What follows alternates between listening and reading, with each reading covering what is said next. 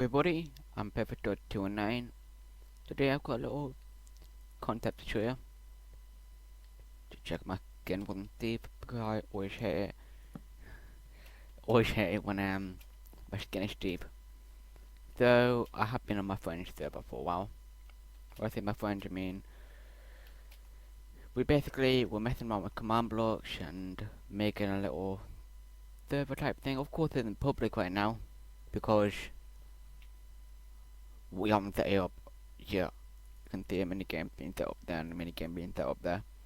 And I have got this in single player, which is why I can't hold on tab and show you, because I've got the world and my single player. So as you can see right here, right in front of us, it's a little portal. It's a very simple portal, a very simple portal, but it can be used quite effectively to make your own portals. If anybody's wondering how to make them, in case you're wondering what these are barrier blocks. In order to get them, do / give your name barrier. You should get one. So they're just like a little nice spawn, and when you go and do this, when you're gonna go through this portal, you hear the rumbling of thunder, and you get teleported to a new area where you can do all the things that you want.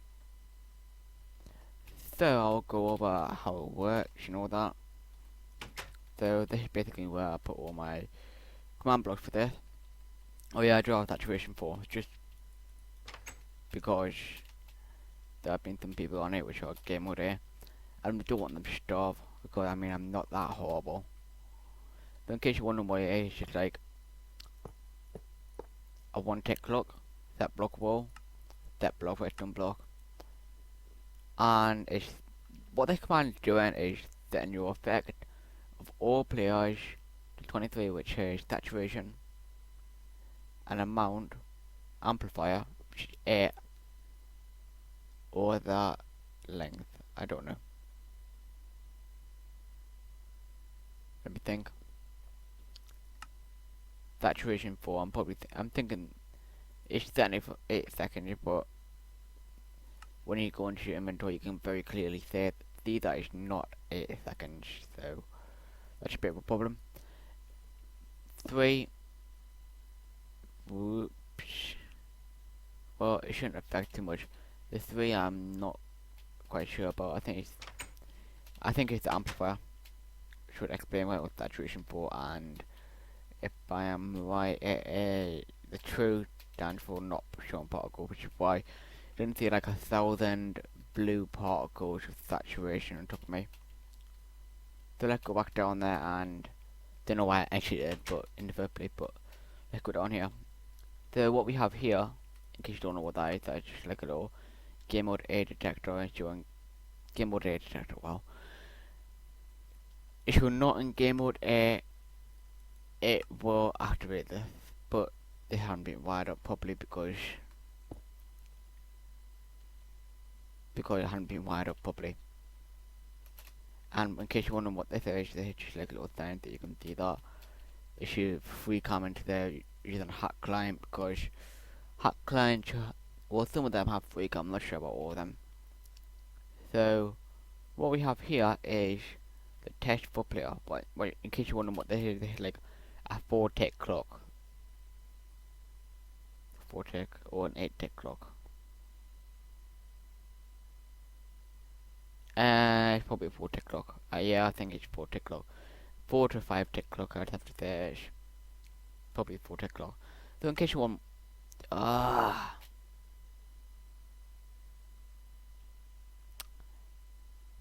saying. So you're gonna TP all players at, let's just get the coordinates. You got TP all players 1966, 63 and 99. Of course I'm very sure it's okay, not yet. But it's not yet. They can have a range of 1, so I will detect right outside of it. So let's get that in. Control B. Control, Control A, Control C, Control B. Give me a moment, guys. This is going to be a bit of trouble. So what we do here is we have the x equals 1966. Then we have the y equals, and then the z equals. Of course, we need to split these with commas. And then we have the type of range, which is a range of 1. And then we need to find our teleporting coordinates.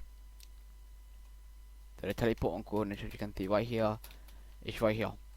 So it's 1966, 74, and 66.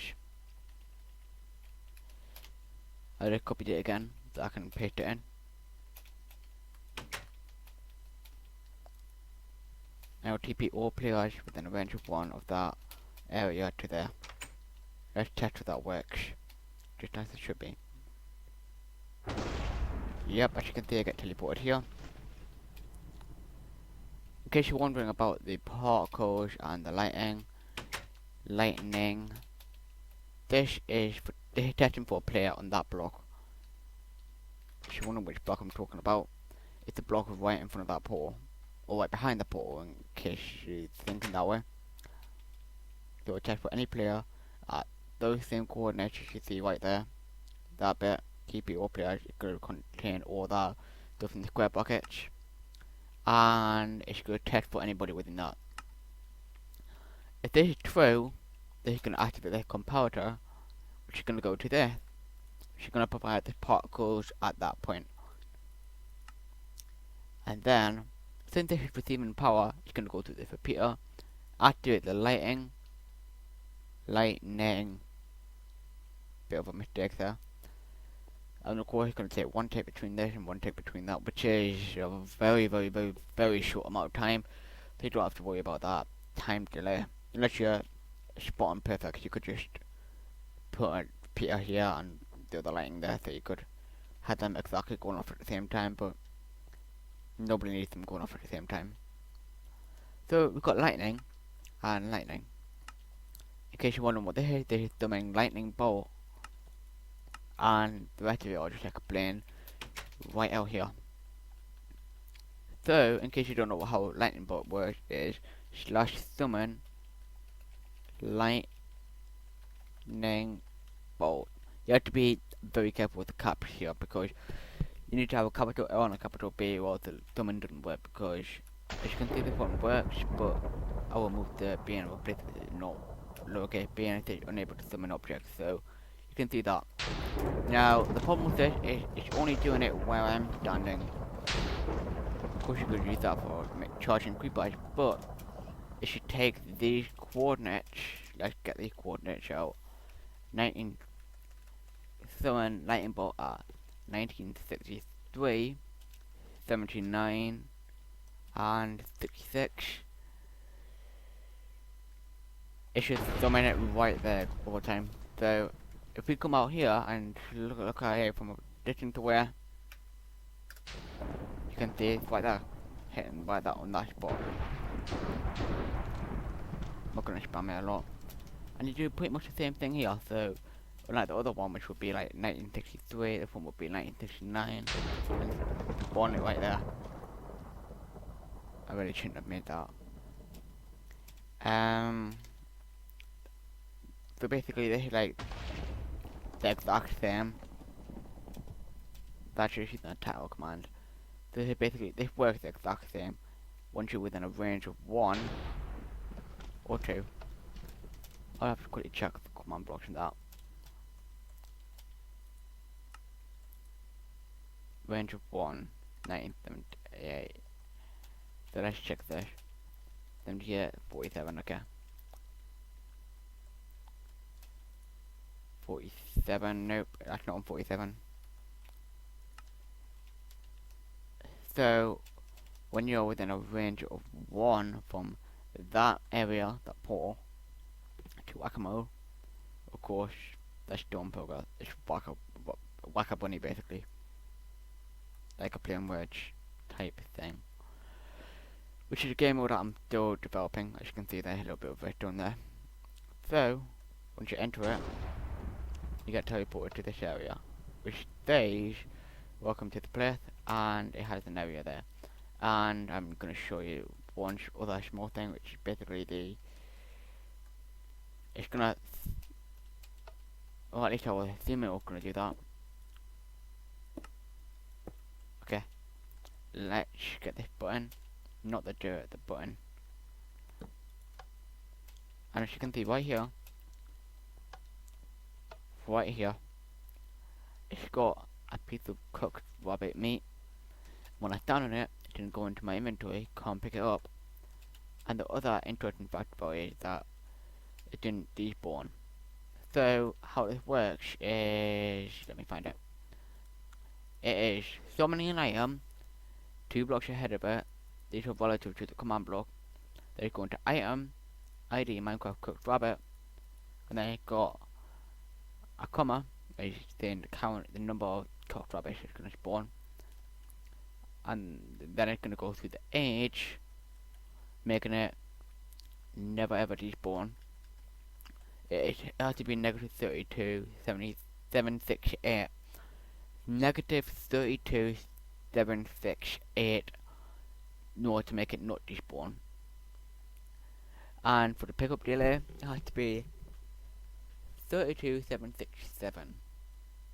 Which is quite interesting because this one is negative and this one is positive, and it's got a 1 digit difference. 1 digit different. One of the digits are different to the other one. I did not mean to do that. So this is the very first episode of my command block tutorial series. The little bunny there. And I might just go down and give you a little sneak peek of there. So we're using a hopper clock right here. As you can see, it's been disabled by the. I'll just quickly disable that. So this is gonna keep this Etho's hopper clock. I'm not bothering to put a link to his video or channel in the description, but if you want to see him, make sure you check out his channel because he does a lot of cool things, and you should type in Ethos Lab hopper clock, Minecraft hopper clock, you'll probably find it. This is just to summon me an item, but with the rusty old hammer. So what, in case you're wondering what this is a randomizer. This is the actual command block being pushed down here. So every time this goes off, it sends a new signal right here to this, which emits one of these, and it'll since it's powering this block, it will send power to each one of these blocks. It would also send power to this one right here. If I were to put say hi, this should go off very very shortly. Yep, it will say hi. Of course I don't want it to, of course I don't want it to say hi, but nevertheless, that's there. So in case you're wondering what this is doing, this is setting this block here to air so that this can place the block here, because you'll see very very shortly it should turn into a command block because it's dispensing a command block. How is it never running out, you may ask? Well, that's actually very very simple. Well, maybe not simple, but not simple to explain, but let's just get the point right to it. I use a generator for this command, of course, because it would take me ages to go right through the entire command and write it all up, but it's all pretty much the same thing. It's just summoning a rabbit at a certain point, and it's randomizing it, so it's got a 1 in 9 chance of summoning a rabbit at a certain point. As you can probably see, we got several spawns around here. That guy must have spawned there. Just noticed a little mistake. Just need to fix that. So you can see that guy spawned there and that guy spawned there. So my idea with this is to make every time you kill a bunny, to increase your scoreboard objective by 1, and basically give you points. So that's gonna wrap it up for today's episode. Hope you enjoyed the episode. It may or may not have helped you out with what you were looking to do. This is the very very basics of this hopper clock. I'm going to take the item out to make it simpler. So in case you want wondering what it does, when there's an item in this one, the compiler detects it, sends it to this block, then it receives a pulse. Then this redstone does receive, maybe not a pulse, but it receives a signal which powers this piston moving this redstone block, which generally, if I have a repeater, it generally used for repeaters. So the way you do this, you just have one here and just have a redstone dust there, so, and that will go off to wherever you want it to go. And this will go off to wherever you want this one to go off to. And for the next bit, this is gonna, you can see right here, it's got a little pipe thing right there. Well, depending on where you shift click on the face of the block, so if you shift click on the top, it's gonna see that little pipe thing, like those 4 pictures at the bottom, like there, right there. That's where it's gonna go into. So when you see a shift click into this, you can see that it's no longer underneath, but more to the side. You can do the exact same and put it into that compiler. Of course, you don't need to do that. That's useful for some other things, but I'm not gonna go into that. It'll take quite a while for me to explain that, and I'm already getting a bit of a sore throat explaining this. So the way this works is, let me get 64 dirt. I'll split it into 16. So generally, one of these counts for a second. Generally, but it didn't always count for a second. You can see right here, this is receiving a pulse, going to this, going to that piston. And when I change it over, this receives a pulse, and this activates that piston. But actually, I may have just gotten something confused. Okay, the idea works since they are both receiving power at the same time. When it runs out, this compiler gets turned off for a moment. Since this is already on and trying to power this piston, it will keep powering that piston. Since this is off for a temporary amount of time, it will retract and do all the things that it needs to do to retract. So that'll wrap it up for today's episode, guys. Hope you enjoyed the episode. Hope you did enjoy the episode. If you enjoyed it, remember to give it a comment on whether it helped you or not. If it did help you, well, that's good. If it didn't help you, I'm sorry about that. So I'll see you all in the next episode, which should be coming out shortly later today, hopefully, if I upload it fast enough. Anyway, thanks for watching, everybody. Hope have a great day. A great day. A very great day. I really do hope you have a great day.